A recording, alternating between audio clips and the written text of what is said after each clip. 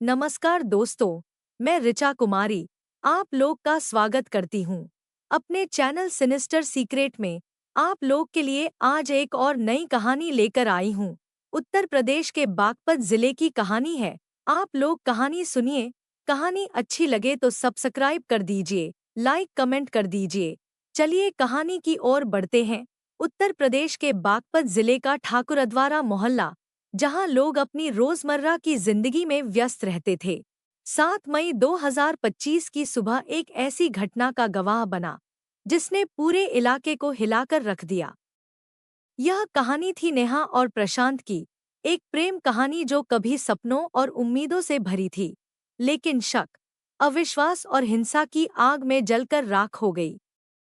यह एक ऐसी दास्तान है जो प्यार के खूबसूरत रंगों से शुरू होकर खून के छींटों में खत्म हुई। इस हत्याकांड ने न केवल एक परिवार को तोड़ दिया, बल्कि समाज के सामने कई सवाल भी छोड़ गए। विश्वास, संवाद और हिंसा से बचने की जरूरत को लेकर कहानी की शुरुआत 6 साल पहले हुई थी।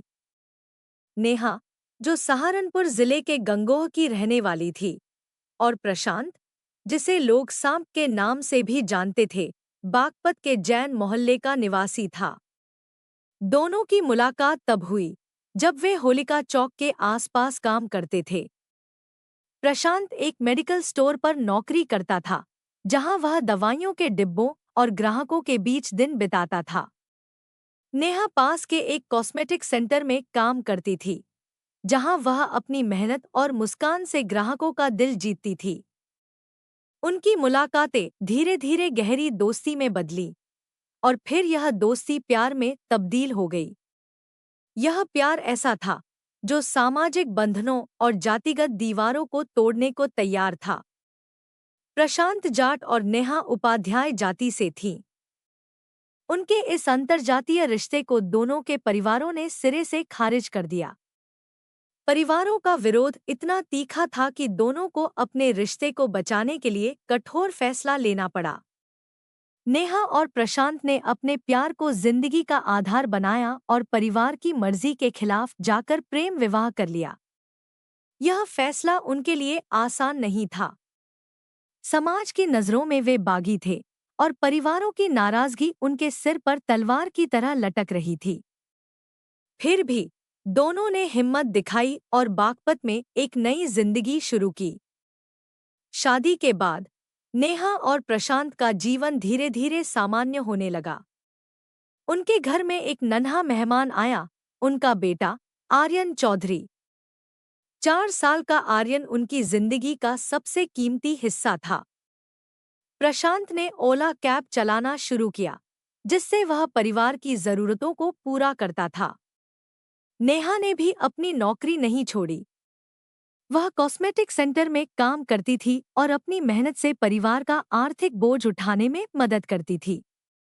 बाहर से देखने में यह एक सामान्य परिवार था, एक छोटा सा घर, एक मासूम बच्चा और 2 लोग जो अपने सपनों को साकार करने की कोशिश कर रहे थे। लेकिन इस खुशहाल तस्वीर के पीछे एक तूफान पनप रहा था, जिसका अंदाजा शायद नेहा को भी नहीं था। पिछले कुछ महीनों से प्रशांत के व्यवहार में बदलाव आने लगा। उसका मन शक की गहरी खाई में डूबने लगा। उसे नेहा के चरित्र पर शक होने लगा। यह शक इतना गहरा था कि उसने नेहा की हर गतिविधि पर नजर रखना शुरू कर दिया। वह नेहा के फोन को चेक करता, उसके संदेशों को पढ़ता और उसकी हर छोटी बड़ी बात पर सवाल उठाता। नेहा, जो पहले से ही परिवार और समाज के दबावों से जूझ चुकी थी, इस शक और नियंत्रण से तंग आ गई। करीब 1.5 महीने पहले इस शक के चलते दोनों के बीच एक बड़ा विवाद हुआ। नेहा ने फैसला किया कि वह अब प्रशांत के साथ नहीं रह सकती। वह अपने 4 साल के बेटे आर्यन और अपने माता-पिता रंजीता और दिव्यांग विनोद कुमार के साथ ठाकुरद्वारा मोहल्ले में एक किराए के मकान में चली गई। नेहा का यह फैसला प्रशांत के लिए एक झटका था। उसका शक और गुस्सा और गहरा गया। उसने नेहा का व्हाट्सएप हैक कर लिया, जिससे नेहा के फोन पर आने वाले सभी मैसेज उसके फोन पर भी दिखने लगे। जब नेहा को इस बात का पता चला तो वह गुस्से से आग बबूला हो गई। उसने प्रशांत को फोन पर धमकी दी कि वह उसे जेल भिजवा देगी। यह धमकी प्रशांत के लिए आग में घी डालने जैसी थी। उसका गुस्सा अब एक खतरनाक जुनून में बदल चुका था, जो एक भयावह घटना को जन्म देने वाला था। 7 मई 2025 की सुबह बागपत का ठाकुरद्वारा मोहल्ला एक सामान्य दिन की तरह शुरू हुआ। नेहा अपने मायके में थी, जहां वह अपने माता-पिता और बेटे के साथ रह रही थी। उस दिन नेहा की मां रंजीता किसी काम से बाहर गई थी। घर पर नेहा, उसका दिव्यांग पिता विनोद और कुछ पड़ोसी मौजूद थे। सुबह करीब 10 बजे प्रशांत नेहा के मायके पहुंचा। उसके हाथ में एक तेजधार चाकू था, जिसे उसने पुष्कर मेले से खरीदा था। यह चाकू, जो आमतौर पर चिकन काटने के लिए इस्तेमाल होता था, उस दिन एक जिंदगी खत्म करने का हथियार बनने वाला था। प्रशांत और नेहा के बीच फिर से तीखी बहस शुरू हुई। पड़ोसियों के मुताबिक उनकी आवाजें इतनी तेज थी कि बाहर तक सुनाई दे रही थी। बहस जल्द ही हिंसक हो गई। प्रशांत ने गुस्से में नेहा के हाथ पर चाकू से वार किया। नेहा की चीखें सुनकर पड़ोसी घर के पास पहुंचे। कुछ ने जाल से झांक कर देखा कि प्रशांत नेहा पर बार-बार चाकू से हमला कर रहा था। उसने नेहा के शरीर पर 19 बार चाकू से वार किए, जिसमें से कई वार उसके गले पर थे। खून चारों ओर फैल चुका था। नेहा की चीखें धीरे-धीरे थम गईं और उसकी जान मौके पर ही निकल गई। इस दौरान नेहा के दिव्यांग पिता विनोद ने उसे रोकने की कोशिश की, लेकिन प्रशांत ने उन पर भी चाकू से हमला कर दिया। विनोद गंभीर रूप से घायल हो गए। पड़ोसियों ने प्रशांत को रोकने की कोशिश की, लेकिन उसका गुस्सा इतना बढ़ चुका था कि वह किसी की नहीं सुन रहा था। हत्या के बाद प्रशांत ने नेहा के शव के पास करीब 15 मिनट तक टहलता रहा।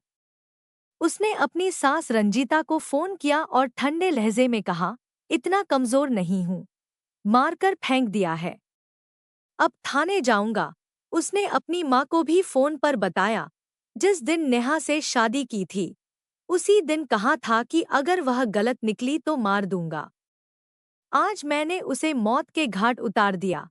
पड़ोसियों ने इस भयावह दृश्य का वीडियो बना लिया, जिसमें प्रशांत चाकू हाथ में लिए शव के पास खड़ा होकर ये बातें कह रहा था। यह वीडियो बाद में पुलिस जांच का एक महत्वपूर्ण हिस्सा बना।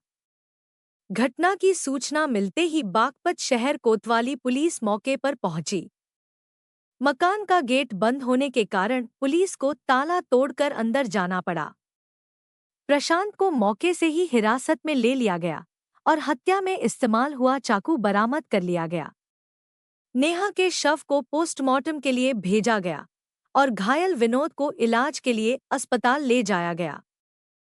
पुलिस ने प्रशांत और नेहा के मोबाइल फोन को फोरेंसिक जांच के लिए भेज दिया ताकि उनके बीच विवाद का कारण बने व्यक्ति या मैसेज का पता लगाया जा सके। शहर कोतवाल दीक्षित कुमार त्यागी ने बताया कि प्रशांत ने अपना जुर्म कबूल कर लिया। उसने कहा कि उसने नेहा को किसी और से फोन पर बात करते सुना था और इसी गुस्से में उसने हत्या कर दी। 9 मई 2025 को प्रशांत को न्यायालय में पेश किया गया, जहां से उसे जेल भेज दिया गया। रात भर हवालात में रहने के दौरान उसने न तो खाना खाया और न ही सोया। जेल जाते समय उसने पुलिस से कहा, थोड़ी देर के गुस्से ने मेरा जीवन बर्बाद कर दिया। अब मेरे बेटे का क्या होगा? यह पहली बार था जब प्रशांत ने अपने किए पर पछतावा जताया, लेकिन यह पछतावा अब किसी काम का नहीं था। घटना के समय नेहा का 4 साल का बेटा आर्यन स्कूल में था। जब वह दोपहर में घर लौटा तो उसे अपनी मां की मौत की खबर मिली। परिवार वाले उसे पोस्टमार्टम हाउस ले गए, जहां उसने अपनी मां का शव देखा। एक मासूम बच्चे के लिए यह दृश्य कितना दर्दनाक रहा होगा, इसका अंदाजा लगाना मुश्किल है। नेहा की मां रंजीता ने बताया कि शादी के बाद से ही नेहा खुश नहीं थी। प्रशांत शराब पीता था और अक्सर नेहा के साथ मारपीट करता था। कुछ दिन पहले उसने नेहा को जान से मारने की धमकी दी थी, जिसकी शिकायत नेहा ने पुलिस में की थी। पुलिस ने दोनों को थाने बुलाया था, लेकिन प्रशांत वहां नहीं गया। रंजीता ने प्रशांत के खिलाफ कड़ी कार्रवाई की मांग की और कहा कि वह अब अपने नाती आर्यन की परवरिश की जिम्मेदारी उठाएंगी। आर्यन अब अपनी नानी रंजीता के पास रह रहा है। इस घटना ने न केवल नेहा के परिवार, बल्कि पूरे ठाकुरद्वारा मोहल्ले को सदमे में डाल दिया। लोग इस बात से हैरान थे कि एक प्रेम विवाह, जो कभी सपनों और उम्मीदों से भरा था, इस तरह के दुखद अंत में बदल सकता है। यह हत्याकांड सिर्फ एक अपराध की कहानी नहीं है, बल्कि यह समाज में गहरे बैठे शक, अविश्वास और हिंसा की मानसिकता को भी उजागर करता है। प्रशांत का नेहा के प्रति शक और उसका व्हाट्सएप हैक करना दर्शाता है कि रिश्तों में विश्वास की कमी और व्यक्तिगत स्वतंत्रता पर अंकुश लगाने की प्रवृत्ति कितनी खतरनाक हो सकती है। नेहा की धमकी कि वह प्रशांत को जेल भिजवा देगी ने उसके गुस्से को और भड़का दिया, जिसका परिणाम इस क्रूर हत्या के रूप में सामने आया। यह मामला प्रेम विवाह और सामाजिक दबावों के बीच टकराव को भी दर्शाता है। प्रशांत और नेहा ने परिवार के विरोध के बावजूद शादी की थी, लेकिन उनके रिश्ते में शक, हिंसा और अविश्वास ने अंततः इस प्रेम कहानी को एक दुखद मोड़ दे दिया। यह घटना यह भी सवाल उठाती है कि क्या समाज में प्रेम विवाह को स्वीकार करने की प्रक्रिया अभी भी अपूर्ण है, और क्या परिवारों और व्यक्तियों को रिश्तों में संवाद और समझ को बढ़ावा देने की जरूरत है। मनोवैज्ञानिक दृष्टिकोण से प्रशांत का व्यवहार एक असुरक्षित और नियंत्रण करने वाले व्यक्तित्व को दर्शाता है। उसका शक और जुनून न केवल नेहा के लिए, बल्कि उसके अपने जीवन और अपने बेटे के भविष्य के लिए भी विनाशकारी साबित हुआ। यह घटना रिश्तों में संवाद, विश्वास और मानसिक स्वास्थ्य के महत्व को रेखांकित करती है। नेहा हत्याकांड एक ऐसी कहानी है जो समाज को कई सवालों के साथ छोड़ जाती है। क्या प्रशांत और नेहा के बीच बेहतर संवाद और समझ इस हादसे को रोक सकती थी? क्या समय रहते पुलिस की कार्रवाई इस घटना को टाल सकती थी? और सबसे बड़ा सवाल, क्या 4 साल का आर्यन, जिसने अपनी मां को खो दिया और जिसके पिता अब जेल में हैं, इस घटना की छाया से उबर पाएगा? यह कहानी न केवल एक अपराध की दास्तान है, बल्कि यह रिश्तों में विश्वास, संवाद और हिंसा से बचने की आवश्यकता पर भी प्रकाश डालती है। बागपत का यह हत्याकांड लंबे समय तक लोगों के ज़हन में बना रहेगा। यह एक चेतावनी है कि प्यार, जो जीवन को सुंदर बना सकता है, अगर शक और हिंसा की भेंट चढ़ जाए, तो वह एक दुखद अंत में बदल सकता है। इस कहानी का सबसे दुखद हिस्सा है आर्यन, एक मासूम बच्चा, जिसका संसार उजड़ गया और जिसके भविष्य पर अब अनिश्चितता के बादल मंडरा रहे हैं। यह कहानी हमें यह सोचने पर मजबूर करती है कि प्रेम और विश्वास को कैसे बचाया जाए और हिंसा और अविश्वास को कैसे रोका जाए, ताकि ऐसी घटनाएं फिर न हों।